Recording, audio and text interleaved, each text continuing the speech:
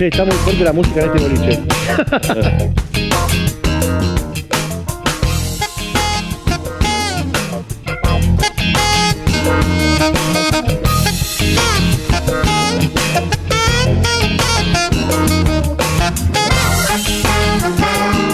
Sí.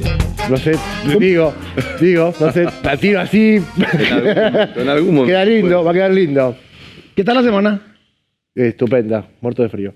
¿Sí? Sí. No, ayer no me hizo frío. Yo me acuerdo del frío, el calor lo prefiero olvidarlo porque no lo puedo manejar. Y lo que yo no puedo manejar, no lo presto. Por suerte los sábados viene al café todavía. Sí, por suerte. O sea, ¿hasta Porque cuándo? desapareciste. ¿Eso hasta cuándo? Chicos, estoy trabajando, Un día, perdón. un día nos vamos a enojar los dos. Hoy estoy en modo emprendedor. El pará. café no te vamos a ver más. Hoy estoy en modo emprendedor. Cuando estoy en modo empresario pujante o empresario, ahí estoy como ustedes dos, chateando todo el día. Che, nos juntamos a fumar, nos juntamos a tomar. Hoy Hay que producir, hay que remar. Hoy estoy remando, carreteando. Bueno, hoy vino a tomar un café con nosotros Santi, que después de una larga conversación que tuve con él, le dije, veníamos a tomar un café, vamos a hablar entre todo un poco de la situación país, de todo lo que está pasando, porque permanentemente yo estoy hablando con él de ciertos temas, porque finalmente fuimos compañeros de trabajo en el gobierno anterior y siempre estamos preocupados por lo que pasa. Totalmente. Un gusto, Gustavo, realmente, Dani, Seba, realmente un gusto estar en contacto acá con esta gran audiencia y bueno, compartí un café, un rico café, tengo que reconocer, ya tomé el primer café, ahora voy por el segundo. ¿El segundo? Doy fe de que es un muy rico café.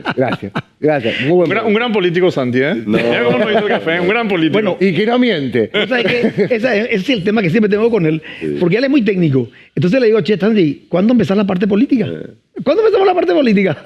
Yo creo que no hay que apurar, ¿verdad? Yo creo que todo, que hasta el bebé que tiene que estar 9 meses en la panza, si de repente sale antes de los 9 meses, nace prematuro, tiene que ir a la incubadora, ¿verdad? Entonces creo que lo que tratamos de evitar es no adelantar los tiempos y bueno, a mí me tocó hacer una campaña en el periodo anterior que fueron 6 meses, ¿verdad? Capaz que 6 meses era poco en ese contexto, en ese momento. Hoy todavía falta 1 año y medio. 1 año y medio es mucho todavía. Mucho. ¿verdad? Es mucho cuando todavía hay preocupaciones mayores. Hoy queremos saber cuán rápido vamos a vacunar, se va a vacunar la población, cuándo empiezan los planes de recuperación económica, ¿verdad? Porque esto no es solamente, llovió, el agro está mejor y la economía está mejor. No. ¿Cuáles son las políticas públicas, las políticas económicas que van a hacer que el Paraguay pueda crecer? Así que creo que esos son los temas que hoy nos preocupan más que hacer una campaña electoral anticipada. Política la hacemos siempre, porque esto realmente no es que no estamos haciendo política. Uno cuando emite una opinión, uno cuando de alguna manera trata de colaborar con el debate, está haciendo política. Sí. Lo que no tenemos que hacer es un electoralismo prematuro. Y aparte opina mucho. En redes, opina. Me mantengo muy activo y es una responsabilidad, Seba, de tratar de colaborar con la mucha o poca experiencia que haya acumulado. Yo empecé en el mundo académico, digamos, fui profesor, después entré al Banco Central, trabajé mucho en el diseño de políticas públicas, después ya en el Ministerio de Hacienda, más en el ámbito de la aplicación del día a día. Así que creo que hay un cúmulo de experiencia que yo no sería muy egoísta que yo me quedo callado y no digo nada. Igual, le hago una pregunta. ¿Por qué querés bajarlo a político cuando es un técnico tremendo? No bajarlo, a lo mejor me expresé mal. Sí. Desde el punto de vista nomás, o sea, siempre como él dice, todos los días uno está haciendo política con las críticas. Sí. En el sentido de que ya más político porque, o sea, gracias a Dios, él es un gran técnico y charlas permanentes de todo lo que es la economía, porque inclusive con este muchacho Carlos Fernández Baldovino. Y de hecho el miércoles tenemos un evento Basanomics, que es un evento muy importante donde nosotros ahí analizamos y desarmamos un poco la situación económica para entenderla y tratar de proyectar cómo se puede dar. Pero un tema importante, Gustavo.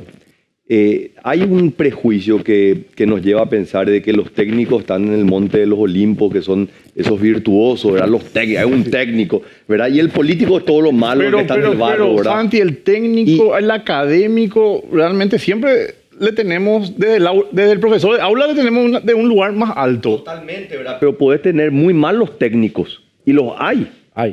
Hay muchos técnicos que son deshonestos intelectualmente, que saben que algo está mal desde la misma teoría, pero obviamente con el conocimiento tratan de alguna manera tergiversar eso para defender una posición. O la Y justicia o con política. Y tenés muchos políticos o tenés muchas personas que hacen la política social, que no están en un cargo público, personas que colaboran, no sé, con una olla popular en su barrio. Sí. Personas que no tienen ni siquiera una formación académica y son personas hermosas como seres humanos y realmente que quieren colaborar. Entonces, yo siempre digo, yo soy una persona con mucha experiencia en política.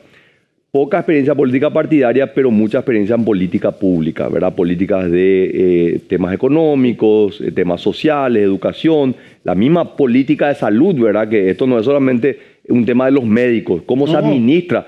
Acá el amigo Gustavo estuvo en una institución clave en lo que es la prestación de salud, ¿verdad? Y el componente fundamental es cómo aumentar la infraestructura de salud, ¿verdad? Así mismo. Entonces, creo que ahí todos de alguna manera tenemos, somos todos hombres políticos, esa es la realidad. Sí, algo que pasaba, que me pasa a mí, como yo vivo en Paraguay permanente hace 2 años y medio, y hablo con los inversores extranjeros, chilenos, uruguayos, argentinos, y dicen, che, extrañamos la época, la anterior. Y 15% de crecimiento, Sí, inversiones sí. todo el tiempo. Pero sé bastante, Gustavo, y ahí es imposible no pensar, o por lo menos fabular qué hubiera pasado si vos eras presidente, ¿verdad?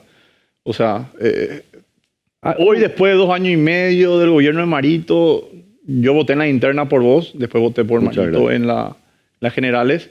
Decir, pucha, qué diferente hubiera sido todo esto si realmente esas internas hubieran sido diferentes. Es imposible no fabular eso, Gustavo. Bueno, es que todos teníamos una cierta esperanza de acuerdo a los discursos y a lo que se iba diciendo, pero resulta ser que cuando asumen, o sea, se produce un cambio de 180 grados que justamente todos nos empezamos a mirar un poco, ¿qué es lo que está pasando acá? ¿Qué está pasando acá? O sea, ¿por qué? O sea, yo entiendo que 2 personas no son iguales, pero hay ciertos procedimientos y existen ciertos caminos que uno sabe cómo toma el presidente y qué es lo que vos tenés que hacer. Y yo en un momento dado me sentía solo. O sea, no con la misma protección que tuve en el gobierno anterior. Y dedicándome lleno, calcular, llegó la pandemia y yo seguí trabajando sin parar y gracias a Dios pudimos culminar 2 hospitales. Entonces, bueno, a lo que voy es, lo que siempre nos preocupó, contestando lo tuyo, es que hubieron cambios que realmente nos fuimos para abajo.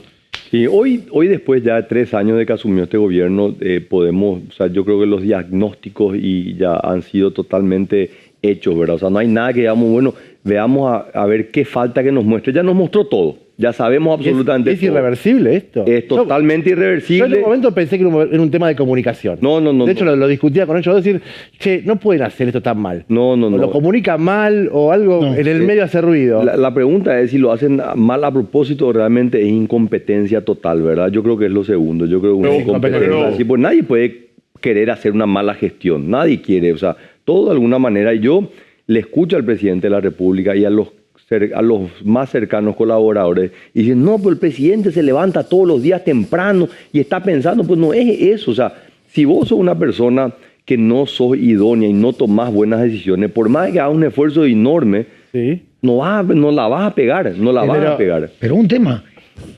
denuncias de corrupción por semana hay.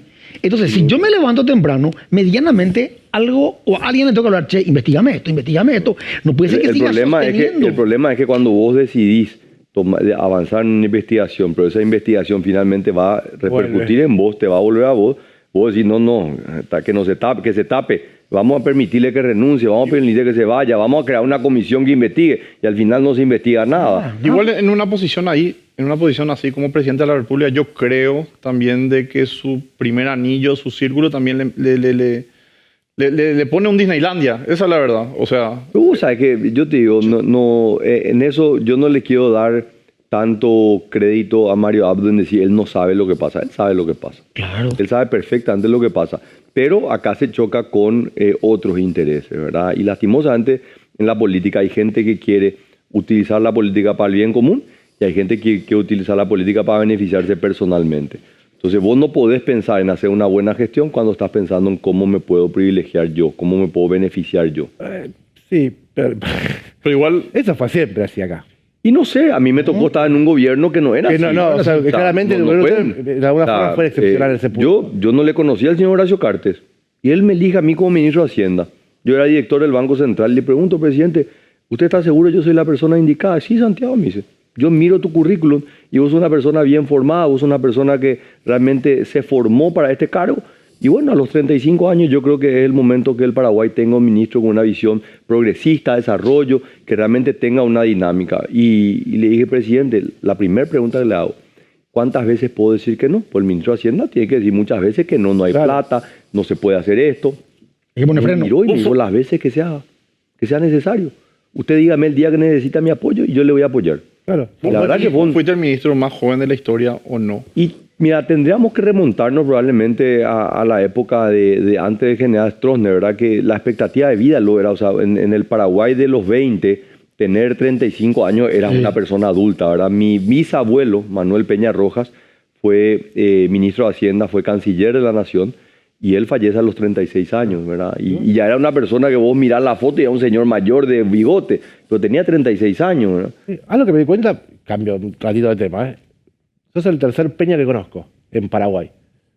Que no me pasó, o sea, ahí se me va a entender que como que una familia que se ramificó, conozco a Neri Peña y a alguien que yo quiero muchísimo, tremenda persona, a Jaime Peña. Sí. Y el tercer Peña, digo, nunca me pasó esto de tener apellidos repetidos. O sea, Sí. conozco un solo Cardoso, un solo Masi.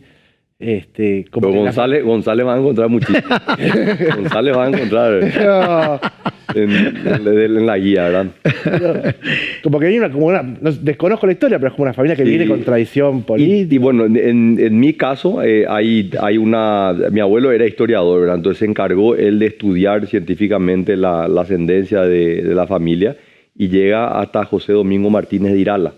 Así que, o sea, estamos Lejísimo, hablando antes de la independencia. antes de la independencia. Y después, mi tatarabuelo, Jaime Peña, que es uno de los fundadores del Partido Colorado, él se casa con una nieta de José Gaspar Rodríguez de Francia, ¿verdad? La niña, la que era conocida como la niña Francia, ¿verdad? Sí. Porque Francia nunca se casó y tuvo solamente una hija fue reconocida, que fue la que finalmente heredó en su fallecimiento sus activos, ¿verdad?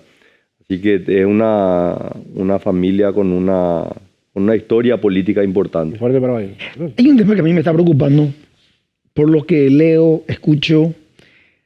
Acá dicen hoy los de turno de que el país económicamente está mejor, que se recauda más. Pero la macroeconomía puede estar bien. Eso no llega acá abajo. O sea, por ejemplo, él se dedica a un rubro, el rubro de él es una necesidad primaria, que es el combustible. ¿Cómo ha sido? Pero yo, por ejemplo, que me dedico a la construcción y a inversiones, o sea, hoy estamos siendo afectados. No nos llega a nosotros esa macroeconomía. Es un tema interesante el que planteas, Gustavo, porque este es el debate siempre que tenemos los economistas, cómo traducimos una buena macro hacia una buena micro. Lo que hay que entender es que es imposible tener una buena microeconomía si no hay una buena macro. Pero una buena macro no te asegura una buena micro. No derrama. Es una condición necesaria, pero no es suficiente. ¿Por qué no te asegura una buena macro, una buena micro? Y porque vos podés tener, por ejemplo, un país que es totalmente desigual. O sea, que hay un crecimiento importante. ¿Qué es este? Y mira, ese sería el extremo. Paraguay no es el país más desigual. Hay otros países que son más desiguales. Pero nosotros tenemos una economía que crece, pero el beneficio de ese crecimiento está todavía concentrado en una población relativamente más pequeña. Y ahí es donde entra la política de la educación, ¿verdad? Es lo que te permite, si vos, indistintamente que nazcas en el seno de una familia humilde o una clase media alta, que tengas el mismo acceso a la universidad, ¿verdad? Esta pandemia inclusive está generando un problema más grande, ¿verdad? Porque los hijos de padres que están en clase media, que pueden enviar a un colegio privado, medianamente pudieron continuar clases virtuales. Pero un chico de una escuela rural, imposible, no hay ninguna posibilidad. O sea, ese chico que ya venía con un rezago en el proceso de aprendizaje, esto simplemente empeoró y amplió 2 años más, donde chicos de colegios privados pudieron avanzar relativamente menos que en un modelo normal, pero los otros se quedaron totalmente estancados. Entonces, nosotros no somos el país más desigual y tenemos muchísimo por mejorar en términos de igualdad. Y ahí es donde entran las políticas que fomentan y mejoran el capital humano, la salud y la educación. Sí. Igual, pero hay que dudar si la recaudación no aumenta por aumento de costos y por inflación. No, pero sobre lo que vos mencionabas, Gustavo, el tema de la recaudación, esto se debe a una reforma que se hizo en la transición, un proyecto que lo trabajamos nosotros, en el gobierno anterior y lo dejamos para aprobación ya en este gobierno. Trabajamos con Lea Jiménez y Benigno López, que fueron los dos, digamos, encargados de la transición entre abril y agosto que asume el nuevo gobierno.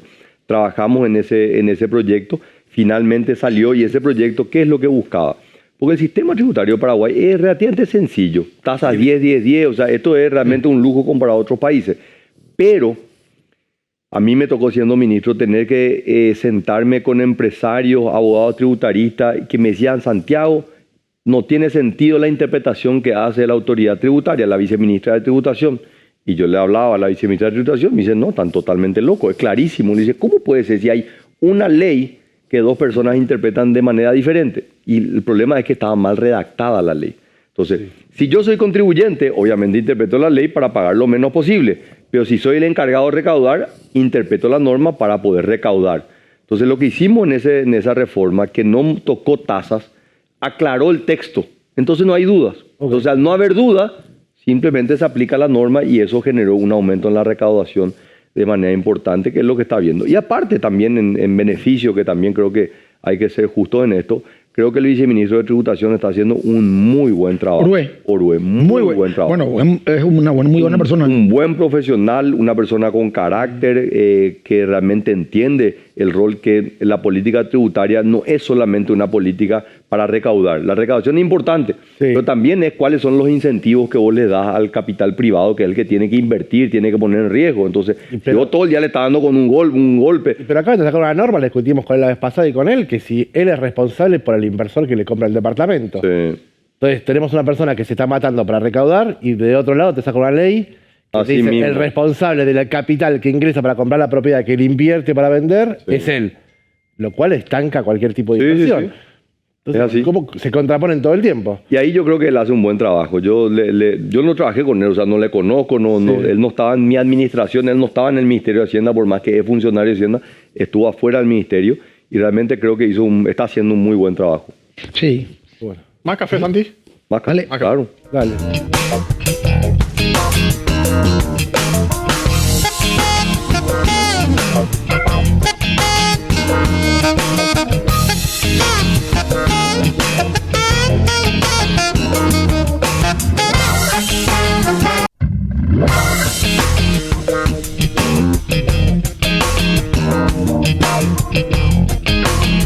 Pero vos sabés que, hablando en serio, yo creo que las dos únicas instituciones, y a vos te tocan suerte porque estuviste en las dos, que funcionan realmente bien en el Paraguay son Banco Central y Ministerio de Hacienda.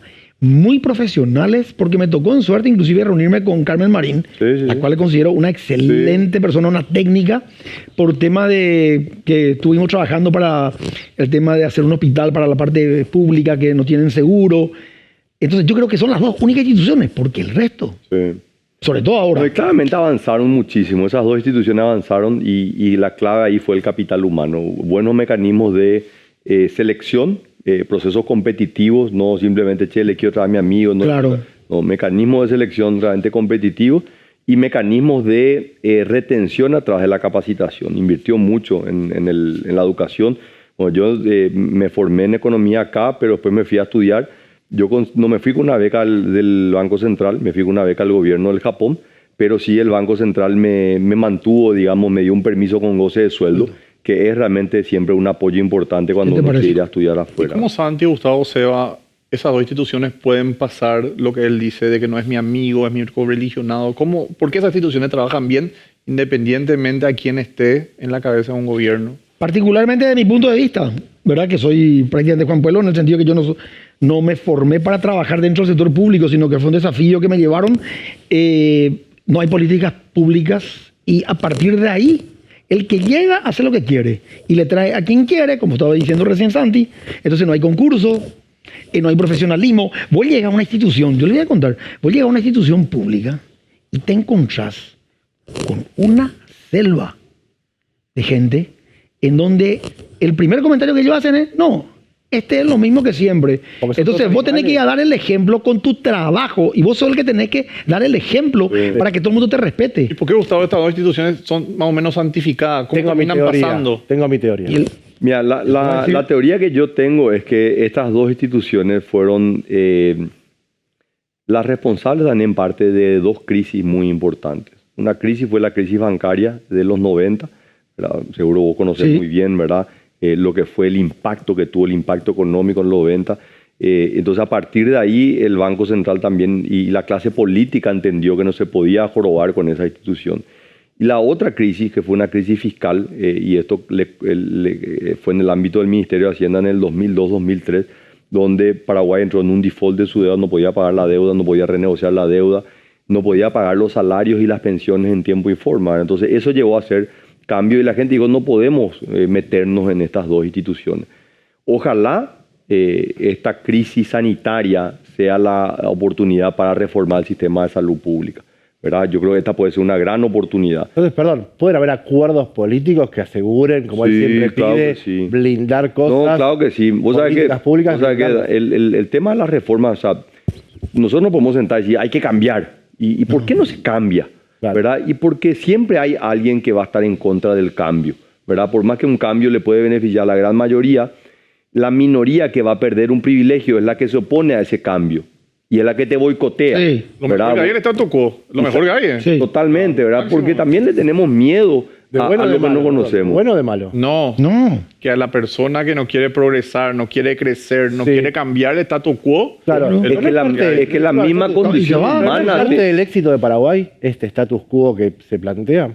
A ver, no es una cuestión de status quo. ¿Cuál es, creo que parte del éxito de Paraguay? Es que creo que es una sociedad que valora hoy la estabilidad macroeconómica. Porque obviamente hay algo acá. ¿Cómo puede ser posible que nosotros estamos al lado de Argentina? Y lo digo esto con mucho afecto, soy hijo de Argentina. Mi madre argentina emigró acá hace 45 años.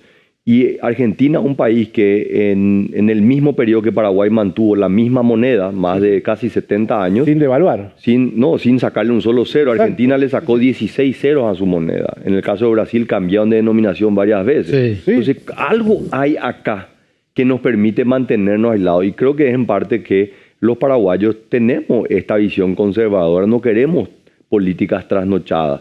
O sea, hoy tenemos, por ejemplo, y esto es ya un tema más de política partidaria, por ejemplo, cuando vienen estos embates del Frente Guazú, que promueven la invasión de tierra. Pues es una locura. No, yo sé, pero eso... Una locura por una sociedad conservadora como la nuestra. Claro. Es una locura en cualquier exactamente. lado. No, bueno, pero no fue una locura en Cuba, no fue una locura en Venezuela. En Argentina. En Argentina. Sí, o sea, claro. por eso digo, tenemos que tener cuidado. Entonces, no Pero tenemos que es fácil perder esa... rebatirlos. Yo sé, en una charla de café.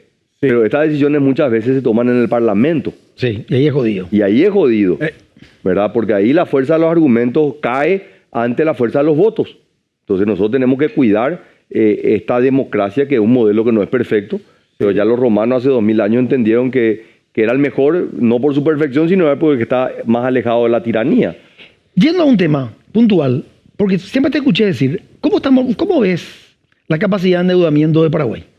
Mira, yo creo que Paraguay, a pesar de este incremento, porque pasamos de 20% que estaba en el 2018 a 34%, el último dato publicado creo que al mes de mayo, es un crecimiento tremendo. Duplicarlo. Pero seguimos siendo el país con el endeudamiento más bajo de América Latina. Ahora, la pregunta es, ¿tenemos que quedarnos tranquilos y que la deuda siga creciendo? No.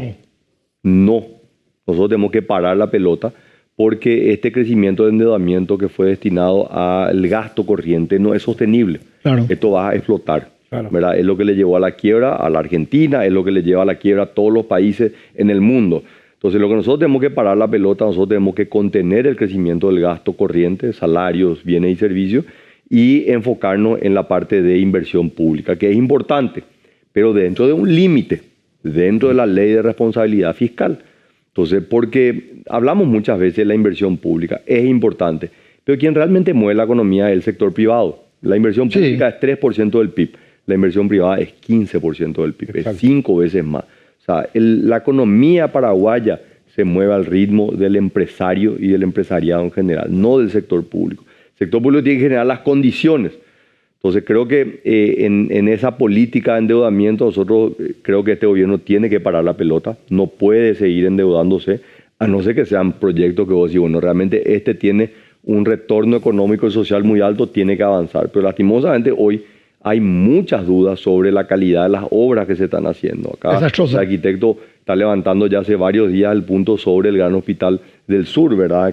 Que realmente esto se podría estar incubando una catástrofe. Contanos, Gustavo, ¿por qué un desastre? Y porque desde la concepción del llamado está mal, porque tiene muchos vicios. Normalmente siempre hemos buscado, por lo menos yo y toda la gente que trabajamos juntos, la igualdad de oportunidades para todas las empresas, de tal forma que puedas vos tener una variedad de ofertas. Y en este modelo que lo hemos creado en el IPS, que se llama Proyecto y Construcción, el Ministerio de Obras Públicas con el Ministerio de Salud llaman a esta licitación en ese modelo, pero es un híbrido. No se evalúa el proyecto. Vos calculás. Ellos dicen, vamos a evaluar el proyecto, pero no existen parámetros de evaluación. Terrible. ¿Qué van a evaluar? La oferta. Entonces, vos vas a entregar algo parecido a un hospital, pero lo que les importa es la oferta. El número. El número. O sea, es una locura, como les dije, porque yo me tomé la molestia de irme a la audiencia pública porque estoy preocupado. A mí hay cosas que me preocupan, así como le preocupan a Santi. Sí. Yo me voy. No, y tener la responsabilidad por cómo viviste desde adentro. Claro. O sea, sería para vos hasta egoísta. Si yo entiendo esto, conozco, me quedo nomás callado. Claro. Entonces, me fui a la audiencia pública. Vos calculás, la gente del Ministerio de Salud no me pudo contestar una pregunta, y menos el Ministerio de Obras Públicas. Que yo siempre digo, el Ministerio de Obras Públicas es cualquier cosa menos un ministerio. Y lo vuelvo a decir. ¿Presencial fue? Presencial. Hubiera sido mejor por Zoom. No, me encantó. Porque a mí me gusta verle la cara a la gente. ¿Sabes por qué? Nosotros estábamos en una licitación de Petropar y se empezó a hacer tantas preguntas que ya había problema de conexión, todo. Y lógico.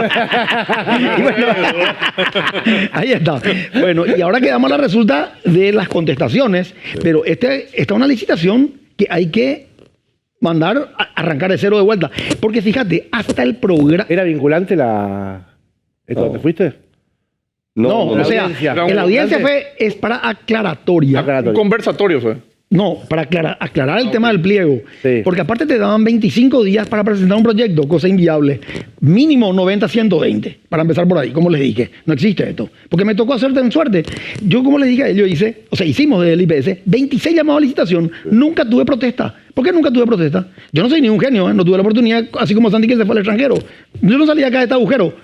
Pero atendeme, hermano. Pero siempre me manejé con mucha claridad. Sí, ¿Qué es lo que corresponde? Nada más. O sea, 2 más 2, 4 es. Sí. O sea, no hay que inventar. Ahora, entonces, la pregunta es, ¿cómo sostienen esto todo el tiempo durante todo un periodo de gobierno? ¿Cómo es que en algún momento, por orgullo propio... Y agrego una pregunta más. ¿Lo peor ya pasó o lo peor está por venir? ¿Qué te mató? Vos sabés que te iba a responder con una frase, ¿verdad? Que ando utilizando mucho. Vos sabés que yo no esperaba nada de Mario Abdo, igual consiguió defraudarme, ¿verdad? Entonces creo que en esta discusión creo que yo le tengo miedo a lo que todavía no sabemos. ¿Y sabes qué me preocupa? Y esa yo creo que es la característica de este gobierno, mucho manejo hermético. Entonces hay licitaciones que probablemente hoy ni sabemos cómo se llegaron a esas licitaciones. Pues el problema de esto, ¿cuál es? Y esto lo vivimos en el periodo del gobierno anterior, cuando nosotros llegamos, que tomamos la administración del gobierno anterior de Federico Franco, un gobierno de 14 meses, ¿verdad? Entonces, en ese entonces agarra a Germán Rojas, ministro de Hacienda, y se empieza a dar cuenta que todo lo que el cajón que habría encontrado un esqueleto, un brazo roto, había un muerto en cada. Entonces fue un problema enorme. Y obviamente el señor Horacio Cartes, cuando estaba en campaña, no conocía esos detalles, ¿verdad? Pero él agarra la administración, y me acuerdo porque se hizo muy famosa una frase que él dice a la semana que había asumido como ministro, digo, señores, yo me senté a las 9 de la mañana después de jurar y tenía plata para el funcionamiento del Estado de, 6, 7 horas. Y tuvo que hacer una reingeniería financiera tremenda, pedir un adelanto de corto plazo al Banco Central, parar licitaciones que se habían dado ya anticipo y no había ni proyecto. O sea, realmente... Esa es la constante. Desastroso, ¿verdad? Entonces, ese es el peligro que nosotros estamos viendo, ¿verdad? Que se estén incubando algunas cosas que hoy no sabemos y que lastimosamente le van a explotar en la cara al administrador que venga después, ¿verdad? Y eso es muy feo, ¿verdad? Porque uno lo que busca es que el que venga después que uno realmente tenga todo servido para que se pueda lucir, como lo hicimos nosotros. Nosotros le dejamos la cuenta llena de dinero, proyectos realmente enormes, que es lo que le permitió al ministro Vince lucirse el primer año. O sea, él tenía un banco de proyectos gigantesco, llamó a licitación, proyectos que estaban todos financiados. Yo me encargué de conseguir el dinero para la obra de la Traschaco, yo me encargué de terminar el financiamiento de la Ruta 2, una PP, lo mismo también con la Ruta Bioceánica. Y a este gobierno le tocó estar, Marito, cada 10 kilómetros que se asfaltaban, él se iba a sacar una foto.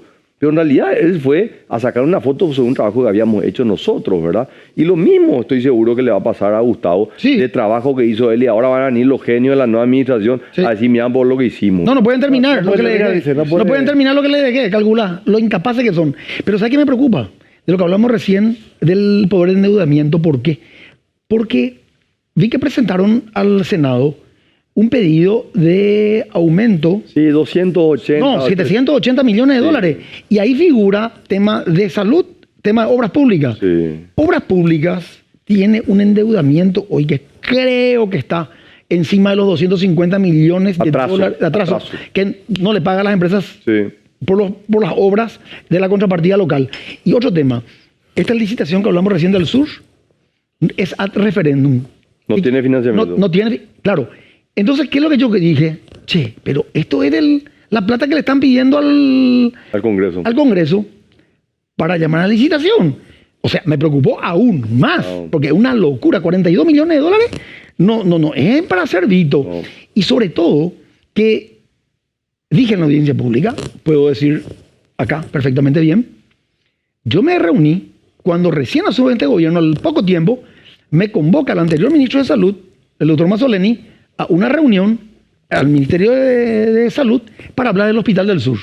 Y nos sentamos a hablar. Y estaba Borba. Y le dije a Borba, es inviable tu proyecto. ¿Por qué es inviable el proyecto? Porque ellos, cada uno quiere tener su palacio. Ustedes calculen, nosotros en el IPS íbamos a hacer una ampliación del IPS para tener un servicio más exclusivo de pediatría. Con eso que ganábamos, que eran 20 camas. Nosotros nos quedamos con 50 camas en clínica médica, que era muy importante. Sí. Entonces yo le dije, ¿por qué no potenciamos y arrancamos ya el servicio único de salud, que es lo que hace años se viene pregonando, y nos concentramos todo en un mismo hospital? Y si tenemos que hacer mayor cantidad de camas, hagámosla, pero en el predio del IPS, que tiene en el centro mismo de la ciudad. Ellos IPC quieren... Sacramento, IPC Sacramento. No, No, en Encarnación. en el centro. ok. En Encarnación, en el centro está. Encarnación. Y ellos, ¿dónde quieren hacer este hospital? En las afueras, en un lugar que tiene que gastar en infraestructura, porque tiene que hacer toda la ruta, pasa a través de un arroyo, o sea, una serie de historias que son inviables. Por eso es que me preocupa el tema del aumento, del pedido de aumento en el Senado, porque van a hacer dito esa plata. Sí. O sea, honestamente te digo, a mí me preocupa. Sí. Y Pero si la gastaran bien... ¿Y vos sabés de dónde salió el terreno donde quieren construir? creo que le donó un personaje que tiene un desarrollo que está sobre la ruta. No sabe quién es. No me acuerdo el apellido. No puedo decir. Pero, atender lo que ellos querían, ya que estamos en el tema, ellos pretendían que el IPS haga el hospital. Y yo le digo, ¿por qué me voy a hacer ahí si yo tengo acá mi terreno? Sí mismo. Que tengo, aparte en el centro, tengo una parte que es un bosque. Claro. Calculá. No, y la facilidad para la gente pueda ir ahí, ¿verdad? O sea, Lógico. O sea, vos tenés que, por eso que yo estuve siempre en contra y critiqué, no del programa de la unidad familiar básica que implementó el Ministerio de Salud, la forma en cómo se llevó adelante las construcciones. Porque en el Paraguay, les cuento, están los centros de salud en todo el territorio nacional, en cada pueblo, en cada ciudad. Entonces yo dije, y les manifesté y les dije, ¿por qué? Donde están los centros de salud, ustedes no potencian y ahí hacen la unidad familiar básica, ¿no? Se van y hacen nada afuera. ¿Sabes lo que le cuesta a la gente? la pata. Sabemos que acá los proyectos son para ganar plata. Ah, bueno. Eso lo hemos concluido hace mucho tiempo. Pero de esto. vuelta, no siempre fue así. Yo puedo dar fe. Han habido gobiernos. Pero casi esta no es la primera. Yo sí creo que este es el gobierno más corrupto en la historia del Paraguay. En la historia Pero- luego, sí, Santi. sí. O sea, más, o sea, no, En antes la de historia. Stroessner, el presidente que duraban En 1 la 2 historia. días, todo eso. En la historia yo creo que... Porque esto, o sea, cuando la vara es baja, es difícil, ¿verdad? Vos decís, no, y está bien, todos eran lo mismo, ¿verdad? Pero yo creo que en el gobierno anterior se levantó mucho la vara, ¿verdad? Entonces quedó mucho más evidente hoy. Te da un ejemplo. Problemas, por ejemplo, de licitaciones, siempre hubo, ¿verdad? El problema es que antes no tenía una ley de contrataciones públicas, entonces obviamente estos casos son mucho más evidentes cuando transgrede una ley de contrataciones públicas, o el tema de la ley de la función pública, la ley de acceso a la información pública, o sea, una cosa es hacer esto cuando no tenías ley, entonces vos decís, no, está bien, nadie se entera. Sí, porque si no, Hoy, te tenía que sacar en cara sí o sí los 14 meses Federico Franco también. no, totalmente, pero yo creo que este es peor. Yo creo que este es peor, porque ese es un ejemplo. En el gobierno de Federico Franco no había una ley de acceso a la todas información estas leyes que me pública. estás diciendo. Exactamente. Entonces, te juro que... Pero si la ley no se cumple, es lo mismo que nada. Estamos de acuerdo. No, y genera un descontento tremendo de la ciudadanía, ¿verdad? Que creo que es lo que está pasando.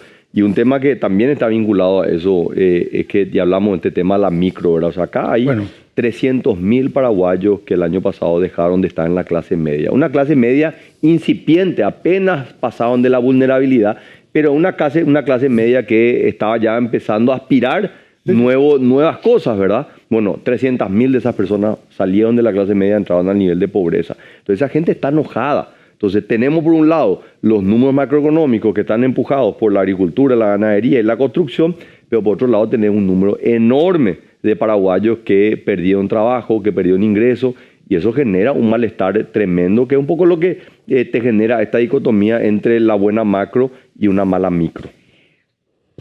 Tomamos otro y después continuamos.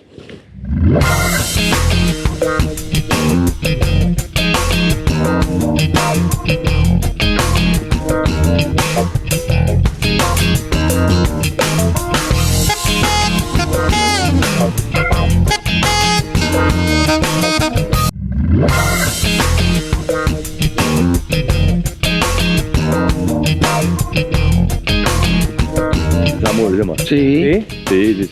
Y vos aquí el tema que justamente recién tocaste de la macroeconomía, tocaste el tema de construcción, pero vos sabés que ese nivel de construcción no le llega a la gente. No. Porque son rutas. Sí. Y me causó mucha gracia cuando le escuché a los vialeros decir de que, viste que se solicitó que se corten los llamados a licitación por falta de fondos. Sí. Que 100.000 obreros se iban a quedar, yo te puedo asegurar que no hay 10.000. Escuchar lo que te iba a decir, le agregaron un cero más, no hay 10.000. Sí. O sea, es terrible. Sin embargo, si invertimos en infraestructura dentro de la capital, esa infraestructura le va a llegar a mayor cantidad de gente. Sí. Porque el rubro, por ejemplo, de los desagües, de agua, de un montón de historia, abarca mayor cantidad de gente, mayor cantidad de servicios. Entonces, eso sí le llega. Sí. Pero yo cuando hablé de la construcción no me refiero a la construcción, a la obra vial, ¿verdad? Insisto en esto. A la privada. El sector público invierte 3% del PIB, el sector privado invierte 15% del PIB. Siempre la obra privada es más importante y en la pandemia continuó también la obra privada. Sí, categórico. Entonces, se podría hacer más, se podría hacer muchísimo más si vos pensás en la capacidad. O sea, vos tenés hoy un déficit habitacional de cerca de 1 millón de familias. Sí. 1 millón de familias paraguayas que podrían pagar exactamente lo mismo que pagan por un alquiler, por una casa propia a través de un crédito a largo plazo. ¿Pero esto es un problema financiero? ¿O No, es un problema estructural, ¿verdad? O sea, nosotros todavía, ¿cómo funcionó en otros países, en Brasil, en Chile, en Colombia? El gobierno avanzó no solamente con el marco regulatorio, pero también avanzó con una intervención directa a través de la banca pública, ¿verdad? El famoso banco hipotecario. Sí, ¿verdad? claro. Sí. Porque al final del día vos le preguntás hoy a los bancos y siempre son renuentes para entrar en estos créditos de largo plazo. Pero los que dan créditos para la vivienda es el crédito más seguro. La gente no quiere perder su casa. No. Y más todavía cuando tenés un porcentaje tan alto de la población. O sea, esto no es Estados Unidos que vos de repente baja la tasa de interés y hay un boom inmobiliario. Porque el americano de clase media que ya tiene su casa y la tasa de interés baja, va y compra otra casa y alquila. Exacto. Entonces, esa no es nuestra realidad. Nuestra realidad es una situación de déficit habitacional donde la gente hoy no tiene su vivienda propia. ¿Y por qué, Santi, cuesta tanto ese producto en el sistema bancario? Es un producto que cuesta porque está la lógica, está el mito, pero igual cuesta ese producto de vivienda propia en el sistema bancario. Y la respuesta es que el sistema bancario hoy es bastante rentable con lo que está haciendo. Entonces no hay un incentivo para decir yo entrar en actividades más riesgosas que el día de mañana me pueden poner en problemas, ¿verdad? Porque al final yo te puedo hacer todo el análisis que es súper seguro, pero siempre está la incertidumbre, y si no, Claro. La responsabilidad de quién, y acordate. O sea, el No, banco y el lo que dueño hago del sirve. banco es solamente dueño del 10% de la plata que está en el banco, ¿verdad? Que es su capital. Exacto. 90% es plata de terceros, ¿verdad? Entonces ahí es donde tiene que entrar el sector público y creo que todavía nosotros pensábamos en el gobierno pasado en esto, en cómo darle un nuevo rol al Banco Nacional de Fomento y que Fomento sea el encargado de dar esos créditos. Sí. Para que sea una idea, hace unos días se publicaron los balances de mitad de año de todos los bancos. Fomento, Banco Nacional de Fomento, es la tercera institución que más plata ganó en todo el Paraguay. 25 millones de dólares. Calcula. Es mucha Pero ¿en qué Mucho momento dinero. empezó a mejorar ese número? Con la pandemia mejoró muchísimo. No, ¿o no. Esto viene ya hace varios años y en honor a la verdad, esto se inicia con Germán Rojas Sí, siendo estaba presidente por del decir. Banco Nacional de Fomento en el año 2003 con el gobierno de Nicanor. Y eso le generó un cambio radical de ser un banco que estaba prácticamente quebrado, ¿verdad? A hacer lo que es hoy. Pero nosotros trabajamos, modificamos la Carta Orgánica, le dimos las herramientas al marco jurídico, pero lastimosamente hasta ahora no se ha podido darle un impulso. Entonces vos tenés por un lado la AFD, Agencia Financiera de Desarrollo, que tiene el financiamiento a largo plazo, pero la AFD no da el crédito directo, lo da a través de un banco. Sí. Y ahí es donde tiene que entrar el Banco Nacional de Fomento a decir, yo voy a entrar a financiar al paraguayo de clase media que hoy paga 1.500.000 por un alquiler, que pague 1.500.000 por su cuota. vivienda. Ya. Entonces estamos hablando, hagamos de cuenta que no van a ser los 1 millón de familias, que sea la mitad, que sea un cuarto. ¿Vos sabés lo que es construir 250.000 viviendas? Sí, ¿Vos sabés lo que sí. es? La ¿Vos mano- sabés Y lo que- aparte otro La tema. mano de obra que genera Claro. el movimiento de todo eso. No solamente genera mano de obra, venta de ladrillo, No, le venta llega a de un montón de insumos, gente, que es lo que estaba diciendo emplea una cantidad de gente. Y después, al final del día, le mete al trabajador paraguayo en el concepto del capital. Porque al final su vivienda es su principal capital. Él todos los días está ahorrando. ¿Para? Y para él Para- mismo. para comprar su casa, ¿Entendés? para pagarla. Entonces genera un arraigo tremendo, ¿verdad? Esto en economía se estudió muchísimo, ¿verdad? Hernando Soto, que es un economista que fue inclusive candidato a presidente en Perú, él trabajó en esto y escribió un libro que se llama El misterio del capital y él definía Claro. cómo es posible que las sociedades más avanzadas pudieron progresar porque tienen este concepto del capital y de la propiedad, ¿verdad? Que es lo que genera el arraigo de decir yo, ¿para qué vine ahí a la calle a protestar si yo tengo realmente, yo soy dueño de mi futuro? Qué bueno. Y aparte, si es que ahí entra un tema de la economía informal. Si vos buscas incentivo para la gente que no tiene y su economía informal la volvés formal y le das un cierto subsidio, Sí. aún más Todavía más. te conviene. Entonces, es todo un... Pero lo que hablamos siempre acá. Paraguay, parte del éxito también es parte de la economía informal. Hay un montón de cosas que colaboran al éxito, no solamente la parte técnica. Todo lo que está alrededor de esto Sí. generó el éxito que es Paraguay hoy. Y- Y yo siempre digo, che, hay que cambiarlo mucho a esto. Hay que ajustarlo. La historia es parcialmente exitosa. Ok. Entonces, cuidar lo que hiciste bien y mejorar lo que todavía te falta mejorar. Pero lo que está mal desde el punto de vista moral, por así llamarlo, la economía informal y todo eso, que por ahí se cuestiona. Pero cuidado con eso, ¿verdad? Porque este país sigue siendo el país menos urbanizado de América Latina. Este es un proceso natural de la migración rural a la población urbana. Sí. Entonces, el proceso de urbanización también hace que en el campo actividades económicas que son por naturaleza informal, no es que están alejados de la ley. No, o sea, cuando yo produzco tomates y como esos tomates, eso no forma parte del PIB. Así mismo. Es una economía informal, pero no ilegal. Exacto. Pero cuando esa persona sale de la chacra, ¿verdad? Y va y trabaja en el mismo sector rural, en una industria de tomates que factura, entonces se está formalizando. Entonces, ese es un proceso que se está dando, que es inevitable, Ok. y eso va a ayudar también en la formalización.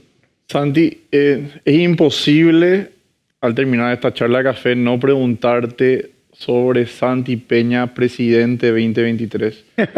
Sin que haya una respuesta tuya de que no es el momento, estoy en el falta un año sector y medio. privado, estoy en otra cosa. Esa respuesta no vale. Es posible, pero no es determinante. ¿Por qué no es determinante? Porque- Vos sabés que medís bien, que Sí. tenés la capacidad, tenés el perfil, la gente te quiere.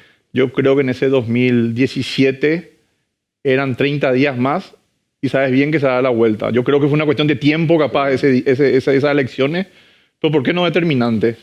Porque yo veo mi rol, o sea, yo hoy tengo 42 años.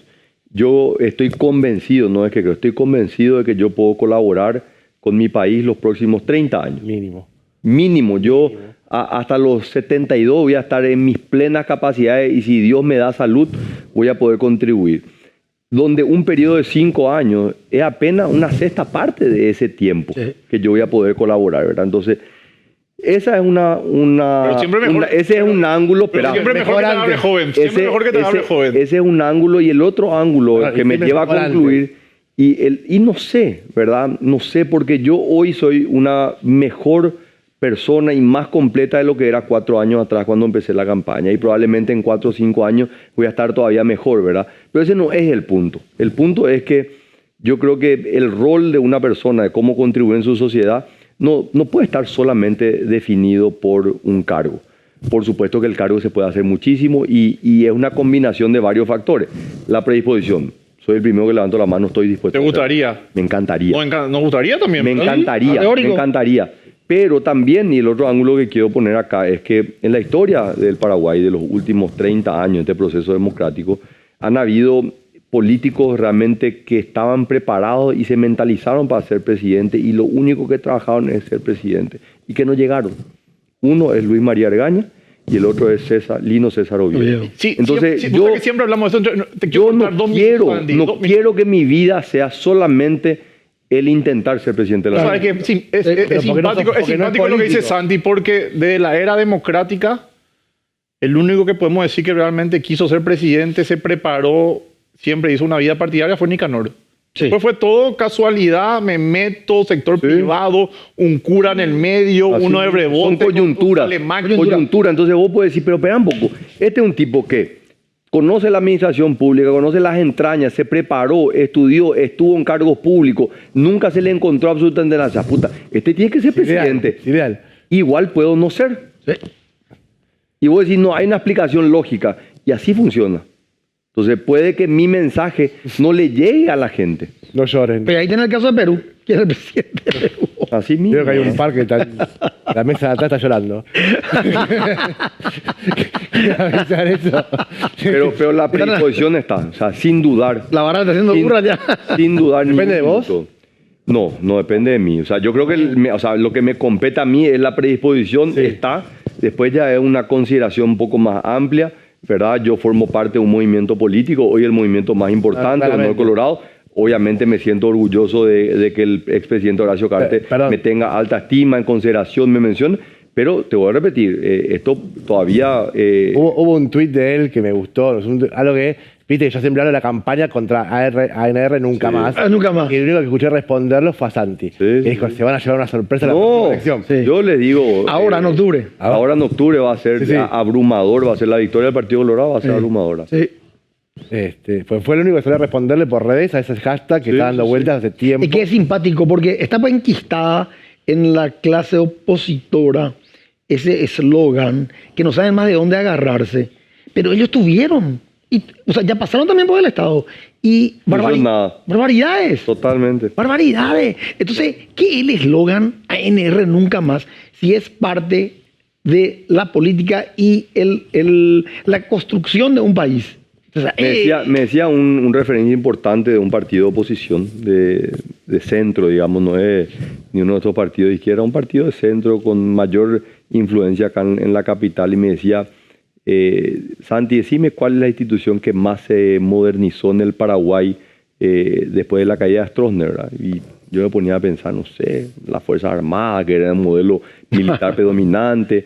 Me dijo, no sé, la Iglesia Católica, no, me dijo, el Partido Colorado es la institución que más rápido se pudo adaptar a los cambios. Y yo soy un reflejo de esa adaptación, ¿verdad? O sea, Horacio inicia, ¿verdad?, modificando el estatuto, disminuyendo ese requerimiento ridículo que decir, yo te permito que te afilies, que vayas a votar, que trabajes, que pesques algo mañana, pero vos no podés ser candidato a ningún cargo, ¿verdad? Porque no tiene ningún sentido. Claro. Y conmigo se da alguien que estuvo afiliado por mera circunstancia de la vida, porque un amigo me dijo, che, afiliate para votarle a mi papá cuando tenía 17 años. Nunca milité y después me convierto en Colorado por una decisión propia, convencido, y al año me convierto en precandidato a presidente de la República. O sea, no hay muchos partidos políticos probablemente en el mundo que tengan esa oportunidad. Igual yo creo que ese hashtag de ANR nunca más debería ser Marito nunca más. Así, totalmente. No, Te yo, quiero poner... no, pero yo creo que, o sea, nosotros no tenemos que personalizar porque Pero es vamos peor, a tener, es peor ponerle- vamos a tener, es peor poner- es pero peor vamos a ponerle al tener partido también. No, claro, pero yo y lo mismo, en el mismo argumento, ¿verdad? Ni al partido ni a la persona, ¿verdad? Porque Marito al final del día es un accidente en nuestra historia, ¿verdad? Y esto es importante de poner, ¿verdad? Porque al oficialismo siempre le costó poder continuar un modelo. Esa es la realidad. Esto ha ocurrido en la historia del Paraguay. Entonces, Mario Abdo llega por esta circunstancia de que la gente quería ver una alternativa a Horacio Cartes. No es que Marito era bueno y no propuso absolutamente nada, pero nosotros queremos darle un descanso a Horacio Cartes y no queremos que continúe, por más de que lo que nos proponga sea mejor.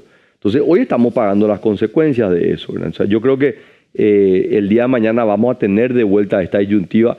Yo puedo llegar a ser presidente del próximo periodo y yo puedo tener una persona, un colaborador cercano que creo que es la persona que puede continuar otro periodo, pero la oposición va a querer atacar y va a hacer campaña atacando simplemente lo que nosotros hicimos. Podemos volver a elegir a una persona incompetente, una persona que tiene realmente antecedentes nefastos.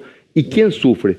El pueblo. O sea, esto se va a repetir y ya no va a ser Marito, va a ser otra persona, y eso es lo que nosotros tenemos que aprender como sociedad. Antes de terminar, pero a mí lo que ya dije la otra vez, y voy a volver a decir, no puede ser que después de 30 años de democracia no somos capaces de hacer una modificación a la Constitución porque unos trasnochados siguen con el trauma de la dictadura. Sí. O sea, es una locura. Sí. Y vos le tenés que dar la oportunidad, si hizo bien su trabajo, que tenga derecho a una reelección. Sí. O sea, no podemos seguir siendo tan atrasados. Es un tema controversial. Sí. ¿Verdad? Es un tema controversial, ¿verdad? Y todos los países tienen. Ningún segundo periodo fue bueno.